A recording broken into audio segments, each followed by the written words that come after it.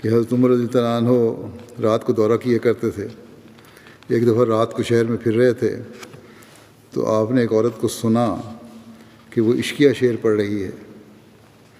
آپ نے دن کو تحقیقات کی تو معلوم ہوا کہ اس کا خامد مدت سے باہر رہتا ہے، فوج میں گیا ہوا باہر۔ آپ نے پھر یہ حکم دیا، اس کے بعد آپ نے حکم دیا کہ کوئی سپاہی 4 ماہ سے زیادہ باہر نہ رہے۔ اگر کوئی سپاہی زیادہ مدت تک باہر رہنا چاہتا ہو تو اپنی بیوی کو بھی اپنے ساتھ رکھے، ورنہ 4 ماہ کے بعد اسے فوج کا افسر مجبوراً واپس گھر بھیج دے۔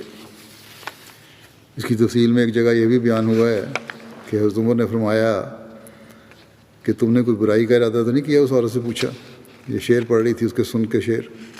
اس عورت نے کہا کہ اللہ کی پناہ۔ حضرت عمر نے فرمایا کہ اپنے آپ پر، اس عورت کو فرمایا کہ اپنے آپ پر قابو رکھو، اس کی طرف ابھی خط روانہ کر رہا ہوں میں، یعنی تمہارے خاوند کی طرف میں ابھی خط روانہ کر رہا ہوں۔ چنانچہ آپ نے اس کی طرف قاصد کو بھجوایا تاکہ اس کو واپس بلایا جائے۔ پھر آپ نے مزید تحقیق کی اور پھر جیسا کہ بیان ہو چکا ہے کہ 4 مہینے کا زیادہ سے زیادہ عرصہ رکھا کہ اس عرصے سے زیادہ خاوند باہر نہ رہے۔